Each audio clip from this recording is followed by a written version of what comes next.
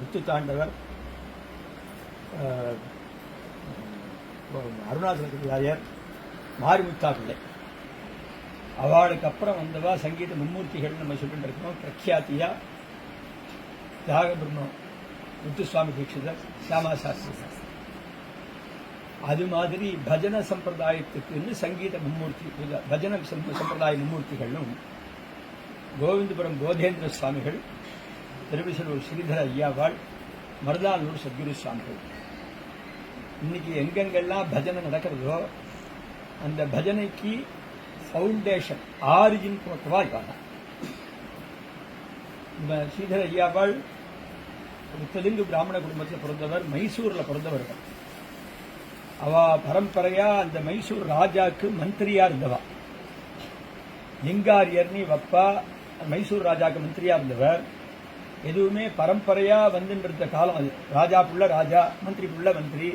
அது மாதிரினா அதுல அந்த அந்த வேலையில பர்ஃபெக்ஷன் இருக்கும் அப்படிங்கிறதுக்காக. அது மாதிரி இவரப்பா இதனுடைய டிமைஸுக்கு அப்புறம் இவரையும் மந்திரியா இருக்க சொல்லி அந்த ராஜா ரிக்வெஸ்ட் பண்ணாரு. பரம்பரா தர்மம்ங்கிற ஒரு காரணத்துக்காகவும் ராஜா ரிக்வெஸ்ட் பண்ணின ஒரு அதை உடனே ரெஃப்யூஸ் பண்ணக்கூடாதுங்கிறதுக்காகவும் கொஞ்ச நாளைக்கு மந்திரியாகவும் இருந்தார். ஆனா இவருடைய பர்பஸ் இந்த நாம பிரச்சாரம்ங்கிறத பண்ணி ஜனங்களை கரையேற்றணும் அப்படிங்கிறதுக்காக அவதாரம் பண்ணியிருக்கோங்கிறது மனசுல வச்சுட்டு கொஞ்ச நாளைக்கு அவருடைய சாட்டிஸ்பாக்சனுக்காக, அந்த ராஜாவுடைய சாட்டிஸ்பாக்சனுக்காக வேலை பார்த்துட்டு ரிசைன் பண்ணிட்டு வெளியில வந்துட்டார். ஊரூரா நாம பிரச்சாரம் பண்ணிட்டு இவருக்கு சின்ன வயசுலேருந்தே அந்த ஒரு பர்த்லேருந்தே அது மாதிரி ஒரு எண்ணங்கள் இருந்ததுனால சிவன் மேல பரம ஏகாந்த பக்தி. ஆதிசங்கரர் வழியில வந்தவாளுக்கு அத்வைத்தம்ங்கிற விஷயத்துல ஷண்மதத்தையும் ஆதரிக்கிறவா தான் எல்லாரும் வழியை பின்பற்றுவா. மீதில துவேஷம் இல்லாம இருக்கும். அதனால இப்ப சிவன்கிறதுல பிரீத்தி இருந்தா கூட மீதி எல்லாத்தையும் துவேஷம். அது மாதிரி ஊரூரா நாம பிரச்சாரம் பண்ணிட்டு, காரணம் என்னன்னா ஒரு 400 வருஷம் முன்னாடி இவர் அவதாரம் பண்ணினார். 400 வருஷம் முன்னாடி இருந்த நம்ம பெரியவா எல்லாருமே வேதத்துல என்னென்னலாம் கடமைகள் சொல்லப்பட்டிருக்கோ அது அப்படியே 1% கூட குறையாம 100% எல்லாராலையும் நடத்த முடிஞ்சுட்டு இருந்தது. எல்லாரும் ஃபாலோ பண்ணிட்டு இருந்தோம். இப்ப நம்ம 1%க்கு கீழே மைனஸ்ல இருக்கோம். இதை இவா ஃபோர்சி பண்ணி 400 வருஷம் முன்னாடி இது மாதிரி போக போக ஜெனரேஷன்ஸ் இந்த கடமைகளை ஒழுங்கா பண்ண முடிய போறதில்ல. அப்ப சொசைட்டியினுடைய லாபம் கிடைக்க போறதில்லை. ஏன்னா இது வேதம் படிக்கிறவா வேதம் படிச்சுட்டே இருந்தா தான் அந்த சொசைட்டிக்கு லாபம். அவளுக்கு லாபம் ஆத்ம லாபத்துக்காக பண்ணது. லோகாசமஸ்தாசிக்கணும் பவந்துங்கிற எண்ணத்துல எல்லா ஜனங்களும் அவாவா டியூட்டியா அவாவா அழகா பண்ணிட்டு இருந்தா லோகாசமஸ்தாசிக்கணும் பவந்து அப்படியே இருப்பா சுகம். இப்ப அவாவா தார்மாரா போகும் அப்படிங்கிற பட்சத்துல இவா ஃபோர்சி பண்ணி அப்ப இவாள்லாம் கடத்தேறதுக்கு என்ன பண்றது, இவாள்லாம் அப்லிஃப்ட் ஆகணுமே அப்படிங்கிறத அவாவா 100% பண்ண முடியறதோ முடியலையோ ஏதோ அவாவாளுக்கு முடிஞ்சதை பண்றது. அதுக்கு மேல அவளுக்கு பிரியமான பகவானுடைய நாமாவை எப்போதும் உச்சாரணம் பண்ணிட்டே இருக்க. முருகா முருகான்னு சொல்லிட்டு இருக்கிறது, ராமராமான்னு சொல்லிட்டு இருக்கிறது, சிவ சிவான்னு சொல்றது, கிருஷ்ண. இதான் நாம பிரச்சாரத்தினுடைய பேஸ். கச்சேரி மாதிரி பாடு ஜாலரா போட்டுட்டோ வார்மணி வச்சுட்டோ மிருதங்கத்தை பாடுறதுங்கிறது அடுத்த ஸ்டேஜில் வருது. வெறுமனையான ராம ராம ராம ராம ராம ராம இந்த இது மாதிரி நாமோச்சாரணம் பண்றதுக்கு எந்த விதமான வடிவிழிப்போ எந்த விதமான நியமங்களோ இல்லை. எப்போதும் சொல்லிட்டு இருக்கலாம். நீ என்ன டியூட்டி பார்த்துட்டு இருக்கியோ அந்த டியூட்டியோடய சேர்ந்து இதை பண்ணிட்டு இருக்கலாம் அப்படிங்கறத பிரச்சாரம் பண்ணி அதுதான் எல்லாத்தையும் ஈஸியா ரீச் ஆகும். இது காமனான தர்மம். சந்தியாவனம்னு சொன்னா பூனை போட்டவா தான் பண்ண முடியும். சந்தியாவனம் வேற யாரும் பண்ண முடியாது. ஆனால் இந்த நாம ஜபம்ங்கிறதோ எல்லாரும் ஆம்பளை பொம்பளை வித்தியாசம் இல்லாம, ஜாதி வித்தியாசம் இல்லாம, வயசு வித்தியாசம் இல்லாம எல்லாரும் வாயின்னு உத்தரவுக்கு பேசுறதுக்கு சக்தி இருந்துட்டுன்னா எல்லாரும் நாம சொல்றோம். இதான் இவாளுடைய பிரச்சாரம். அது மாதிரி மைசூர்ல இருந்து கிளம்பி கொஞ்ச நாளைக்கு திருச்சியில இருந்து இவருக்கு என்ன நித்திய அனுஷ்டானம்னா காவேரியில ஸ்நானம் பண்ணணும், 1000 காயத்ரி பண்ணணும், இன் அடிஷன் டு வேதிக் வித்யா. இதுதான் இவருடைய நம்ம பிரச்சாரம். இவாளுடைய டியூட்டிஸை எதுவுமே விட்டு விட மாட்டான். அதையும் பண்ணிட்டு இதை எக்ஸ்ட்ராவா பண்ணிட்டு 1,08,000 சிவநாமா நித்தியம் ஜபம் பண்ணிட்டு இருந்தார். அந்த சிவநாமா நித்தியம் ஜபம் பண்ணிட்டு அவளுக்கு பெரிய தபஸ். திருச்சியில இருந்து அதுக்கு கொஞ்ச நாளைக்கு தஞ்சாவூர்ல வந்து செட்டில் ஆனாங்க. கடைசியா வந்து செட்டில் ஆன ஊர் திருவிசனூர். திருவிசனூர்ல வந்து அந்த காலத்துல தஞ்சாவூர்ல சத்ரபதி சிவாஜியுடைய சக்சஸர்ஸ் எல்லாம் அங்க ராஜ்ய பரிபாலனை பண்ணிட்டு இருந்தார். சாம்பாஜி, சரபோஜி, ஏகாஜி, துளஜாஜி, ஷஹாஜி, அது மாதிரி ஒரு அந்த பரம்பரை எல்லாம் அங்க ராஜ்ய பரிபாலனை பண்ணிட்டு இருக்கும்போது அவளுடைய ரிஷி இதெல்லாம். இந்த ஷஹாஜிங்கிற ராஜா 45 மகா வித்வான்களுக்கு இந்தூர்ல வீடு கொடுத்து அத்தனை பேருக்கும் ஒரே ஒரு கேர்டேக்கரா அவர் இருந்தார். இவாளுக்கு என்ன வேலைன்னா, வேதத்துல என்ன சொல்லப்பட்டிருக்கோ காலப்பட 4:30 மணில இருந்து ராத்திரி 7:30 மணி வரைக்கும் ஒரு பிராமணனுக்கு வேலை இருக்கு. அந்த வேலையை இவ பண்ணிட்டு இருக்கணும்.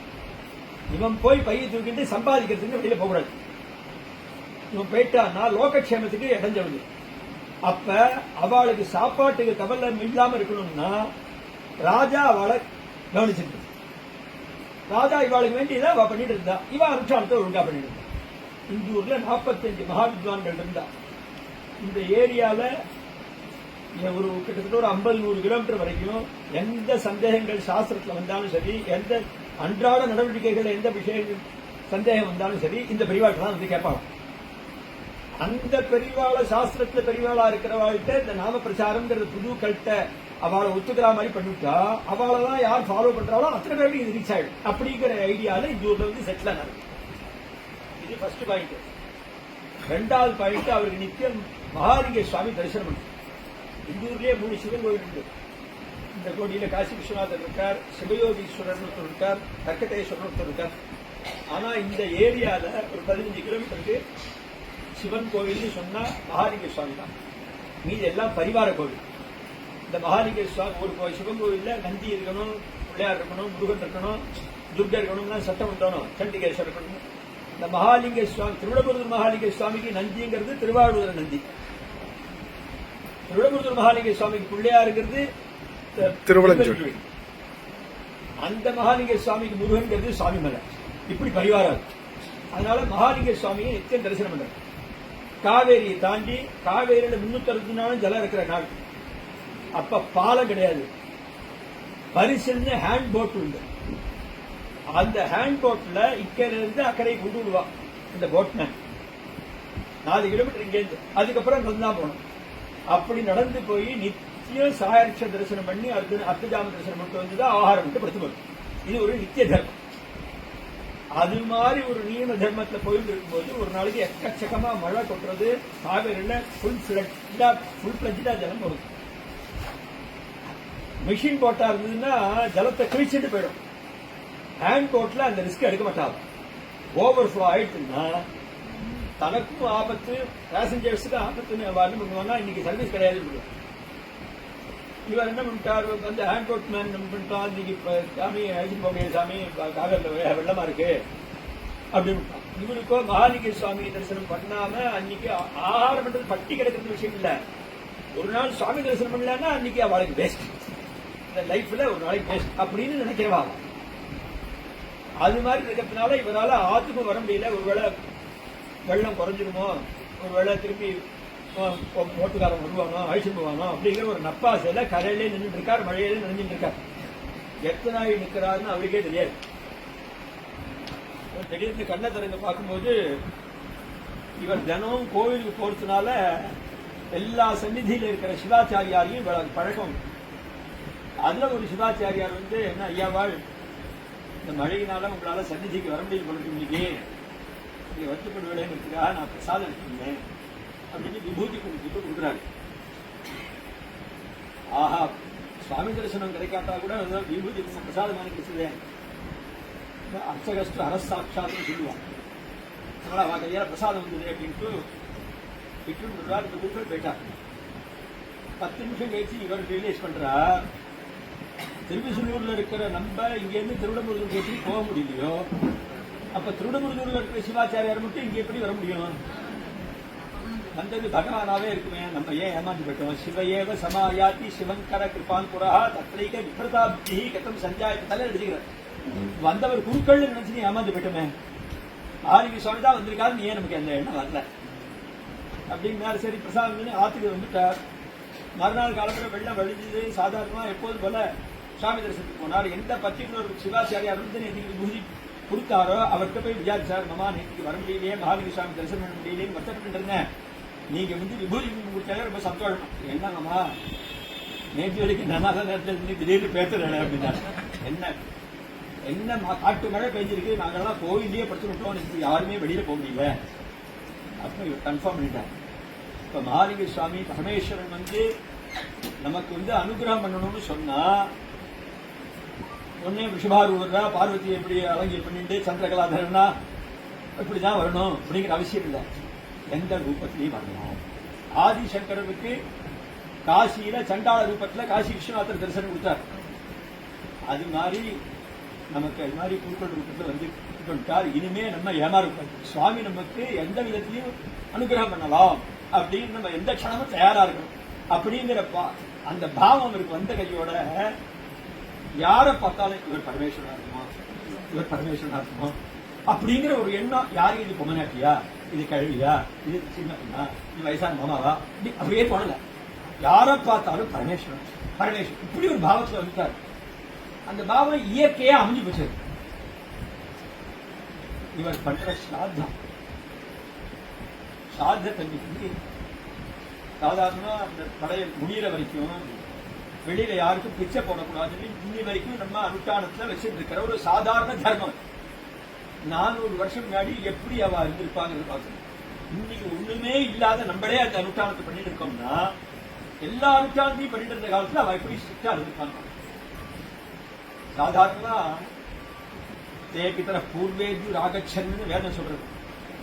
நாளைக்கு நம்ம பையன் நமக்கு திதி கொடுக்க போறான் அப்படின்னு சொன்னா அந்த நம்மளுடைய முன்னோர்கள் அந்த வீட்டுக்கு முதல் நாள் ராத்திரியே வந்துடுறோம். நம்ம கொடுக்க போற பிண்டத்தை திங்கிறதுக்காக இல்ல, நம்ம அவளை எந்த அளவுக்கு கிரேட்ஃபுல்லா நினைச்சுட்டு இருக்கோம். இன்னைக்கு நம்ம அப்பா அம்மா இல்லைன்னா இன்னைக்கு இந்த நிலைமையில இருப்போமா? இவ்வளவு படிக்க வச்சது யாரு, இவ்வளவு சம்பாதிக்க வச்சது யாரு, இன்னைக்கு இவ்வளவு சௌக்கியமா இருக்கிறோம். அதுக்கு அவ தானே காரணம். இதை நம்ம ரியலைஸ் பண்ணிட்டு இருக்கோமா? அவளுடைய ஒவ்வொரு ஆக்ஷன்லையும் நம்ம அவளுடைய தேங்க்யூ மைண்டோட இருக்கோம். இதை நினைக்கிறார், இதுக்காக அது மாதிரி முதல் நாளே. அதனால காலம்பரை அன்னைக்கு திதிக்கு வேண்டிய ஏற்பாடுகள் எது பண்ணினாலும் ஒரு இலை நறுக்கினா கூட அந்த இலை நறுக்கின விட்ட வாசனை படமாட்டோம். ஏன்னா வாசனை சித்தி வரைக்கும் கோலம் போடக்கூடாது. என்ன காரணம்? அப்பதானே கல்வி மாவெல்லாம் வந்திருக்கு, அப்பெல்லாம் அரிசி மாவு தான் போடுவா. அவளுக்கு எந்த ரூபத்தையும் எடுக்கிறதுக்கு சக்தி உண்டு. ஒரு எறும்பு ரூபத்துல வந்து இந்த அரிசி மாவை திருட்டு போய் சரி இன்னைக்கு நம்ம பையன் பண்ணி திட்டி இதுதான் போடுறது அப்படின்ட்டு போயிடுவா. பின்னாடி மந்திரத்தோட பண்ற விஷுவல்ஸ் அந்த இலையை நறுக்கினது விட்டத்துக்கு போட்டா ஒரு ஆட்டுக்குட்டி ரூபத்துல வந்து அதை திருட்டு போயிட்டான்னா இதுதான் சாதம் முடியும் போச்சு. பின்னாடி என்ன ரிச்சுவல்ஸோட நீங்க 10:45 11 மணிக்கு பண்ண போறோம், ஐயர் வந்த போறோம் 12:45 பண்றேன். It will not reach. ஏன்னா காலம்பரை நீ ஏதாவது டீசல் போட்டிய அது திருட்டு போயிட்டா. இது மாதிரி ஸ்ட்ரிக்டா இருக்கிற ஒரு உலகத்துல இவர் வந்து பிராமணாலாம் ஏற்பாடு பண்ணிட்டு மாத்தியானிக ஸ்நானம் இங்கேருந்து 10 நிமிஷம் நடையில இருக்கு. இந்த மெயின் ரோட தாண்டி அக்கறையில பேரலா காவேரிக்கு ஸ்நானத்துக்கு போறாரு. போற வழியில ஒருத்தர் பசியால துடிச்சுட்டு ஒரு 10 நிமிஷத்துல அவர் கவனிக்கலன்னா அந்த அளவுக்கு அவர் சஃபரி. இவர் பார்த்தார், நம்ம நீ பண்ற சாதத்துக்கு முன்னாடி யாருக்கும் எதுவும் கூடாது அப்படிங்கிறதுனா எல்லாம் மறந்து போச்சு. இதெல்லாம் வேர்ல்டு லெவல்ல இருக்கிறவாளுக்கு தானே புரியும். ஹயர் தாட்ஸ்ல இருக்கிறவா இவ எல்லாரையுமே பரமேஸ்வரனா பாக்குற ரூபத்துல இருக்கிற அந்த ஹயர் தாட்ஸ்ல இருக்கிறதுனால பரமேஸ்வரன் சாதாரணமா நம்ம வழக்கங்கள்ல ஸ்மார்த்த சம்பிரதாயத்துல திச்சி கொடுக்கிற வரைக்கும் சுவாமி பூஜை கிடையாது. சாத பூஜை பூஜை பண்ண அப்ப நீ காலம்படியா பூஜை நடக்கல இருக்கு, பரமேஸ்வரன் பத்னியா இருக்கா அப்படின்னு நினைச்சிட்டாரு. இதெல்லாம் மறந்து போச்சுன்னா அவர் அப்படியே ஆத்துக்கு அழிச்சுட்டு இருந்தார். இவன் ஆத்துல இப்ப ரெடியா இருக்கிற சமையல் ஆதத்துக்கு ப்ரிப்பேர் பண்ணிடலாம்.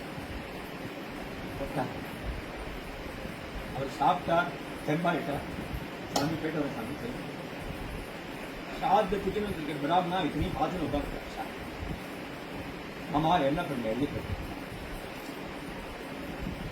ஆமா அவன் கேட்டதுக்கு அப்புறம் தான் இவர் வேர்ல்டு லெவலுக்கே வராரு. அது வரைக்கும் அவர் இருந்த லெவலே வேற. உலகத்தினுடைய நம்ம சாதாரண சூழ்நிலைக்கே அவர் இல்லை, இந்த அட்மாஸ்பியர்லயே இல்லை.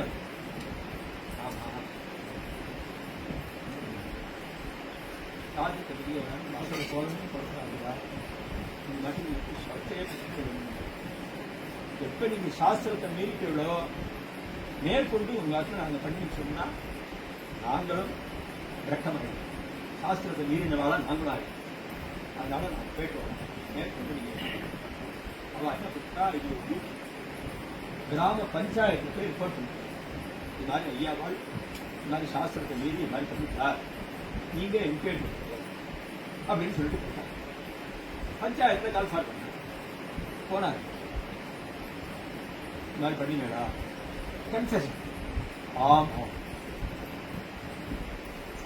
அத்வைத சாஸ்திரத்தை தானே சொல்லுவீங்க அப்படின்னா இதண்டாவதெல்லாம் பேசல, கோர்ட்ல தானே பேசக்கூடாது. இதுக்கு என்ன பிராயஷ்டித்து சொல்லுங்க. இது மாதிரி இந்த சாஸ்திரத்தை மீறினால உங்களோட சமுதாயத்திலிருந்து வாய்க்காட்டு. யாரும் உங்கள்கிட்ட கொடுக்கல் வாங்கல் வச்சுக்கணும். உங்கள்கிட்ட யாரு கொடுக்கல் வாங்கல் வச்சுக்கிறாளோ, சம்பந்தம் வச்சுக்கிறாளோ அவாளையும் நாங்கள் சமுதாயத்தில் பாக்கெட். இது மாதிரி ஒரு கட்டுப்பாடு தான் இருந்த ஊர். என்ன பரிகாரம் சொல்லுங்க, பிராயஷ்டித்தை சொல்லுங்க. கங்கா ஸ்நானம் பண்ணிட்டு வாங்குவோ, திருப்பி உங்களோட சொசைட்டியில சேர்த்து. கங்கா ஸ்நானம்ங்கிறது ஒரு பெரிய டாஸ்க். அந்த காலம் குடும்பத்துல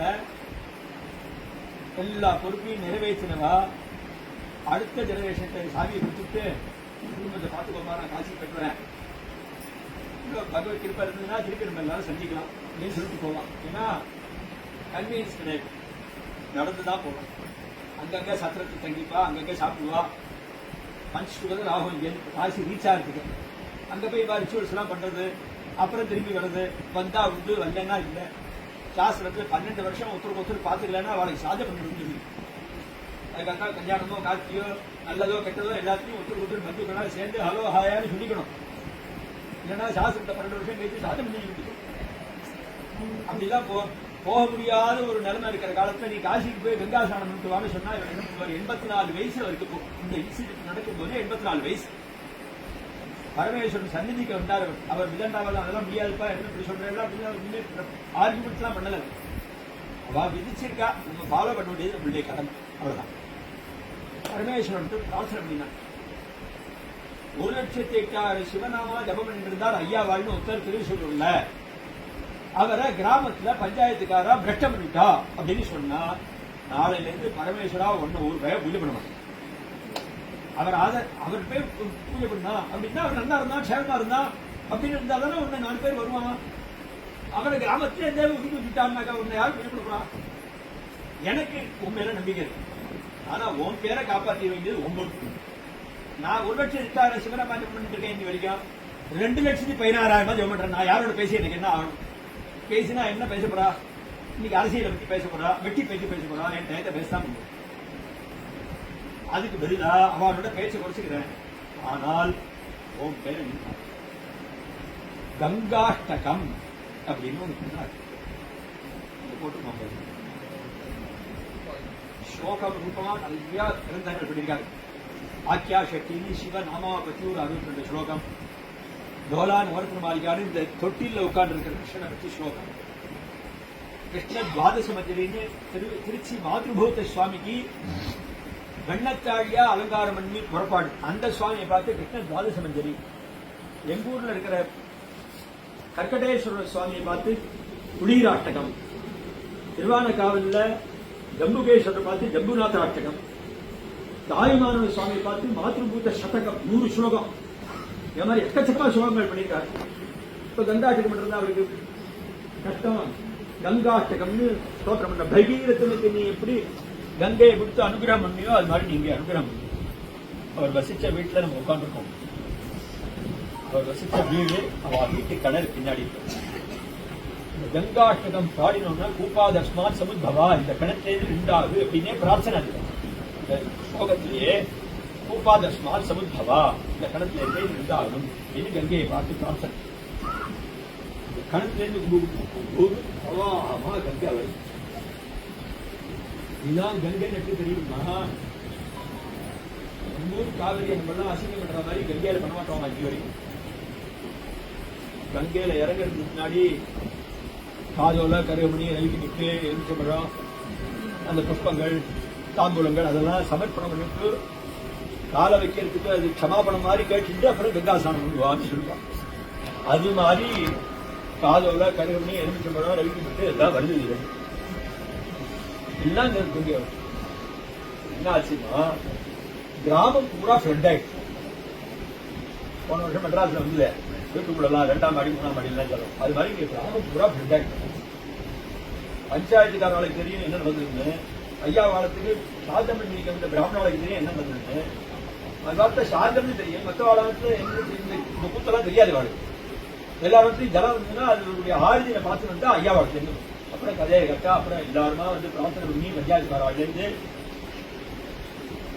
ஒருத்தருக்குன்னு ஒரு எக்ஸப்ஷன் ஒண்ணு கொடுத்தா நாளைக்கு வந்து அவாத்து வந்து என்ன கேட்டீங்க என்ன மட்டும் கேட்கறீங்க அப்படின்னு கேட்போம். உங்களை குடிக்கலங்கிறதுக்காக விதிச்ச ஒரு ஃபைன் இல்லை, rule should be common for all அப்படிங்கிறதுக்காக உங்க மகிமை எல்லாருக்கும் தெரியும்.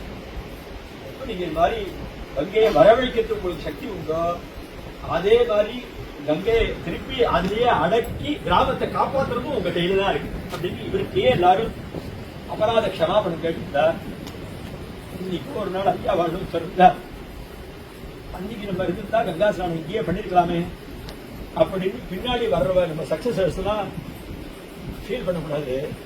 அதனால கங்கை நீ வந்ததுதான் வந்த, நீ எப்போதும் இங்க சாநித்தியமாவே காங்கஸ் சிராயாத்திர ஜனான் புனாத்து கடைசி ஸ்லோகத்தை சொல்றார். Be here for ever. இன்னைக்கு அதுல ஸ்நானம் பண்ணினா கங்கா ஸ்நானம் பண்ண புண்ணியம். ஆனால் அது உண்டான தினம் கார்த்திகை மாச அமாவாசைங்கிறதுனால இந்த கார்த்திகை மாச அமாவாசை அன்னைக்கு இந்த கங்காவதரண உற்சவம் பண்றது அப்படின்னு இந்த 400 வருஷமா இந்த உற்சவம் நடந்துட்டு ஆயிரக்கணக்கான ஜனங்கள் வந்து பண்றாங்க. அன்னைக்கு எப்படி பண்ணினாலோ அது மாதிரி கிராமத்துல யாருக்குன்னு பேதம் பார்த்து இந்த கங்கை போனா எல்லாருக்கும் தான் அதாவது ஜாதி மத்த வித்தியாசம் இல்லாம 10 நாள் உற்சவம். அது தினம் கச்சேரி பஜனை உபன்யாசம் அன்னதானம் 10 நாளைக்கு நடக்கும். கார்த்திகை மாசம் அமாவாசைக்கு 10 நாள் முன்னாடி அமாவாசை அன்னைக்கு கிட்டத்தட்ட ஒரு 25,000-30,000 ஜனங்கள் காலம்பர 6 மணிக்கு அந்த கங்கைக்கு பூஜை பண்ணிட்டு அந்த அவர் சொன்ன கங்காட்டகத்தை எல்லாருக்கும் பேம்ப்ளெட் கொடுத்து மைக்கில் சொல்லி எல்லாரையும் அதை ஸ்லோகம் ஃபாலோ பண்ண சொல்லி அதுக்கப்புறம் இந்த ஸ்நானம் ஆரம்பிப்போம். ராத்திரி 11:30 மணி வரைக்கும் ஜனங்கள் வந்துட்டே இருப்பா, ஸ்நானம் நடந்துட்டே இருக்கும். 1 மணி நேரத்துக்கு ஒரு தடவை அந்த 4 பக்கம் 4 பேர் இருந்து இறச்சி ஊத்திட்டே இருப்பா. கை வலிக்குமோ அவளுக்கும் 1 மணி நேரத்துக்கு ஒரு தடவை ஷிஃப்ட் மாத்திட்டே இருப்பான். இங்கே சாப்பாடு நடந்துட்டே இருக்கும். பெரிய உற்சவம் அது. எல்லாரும் பாக்கியவான்கள். நீங்க எல்லாம் கங்காஜலம் புரோஷம் பண்ணிட்டே அதுவே ஸ்நான சமானம். அது முடிஞ்ச வரைக்கும் எல்லாரும் கார்த்திகை மாச அமாவாசைக்கு ஸ்நானத்துக்கு வர்றதுக்கு முயற்சி பண்ணுங்க. பார்வதி பதையே. அதே மாதிரி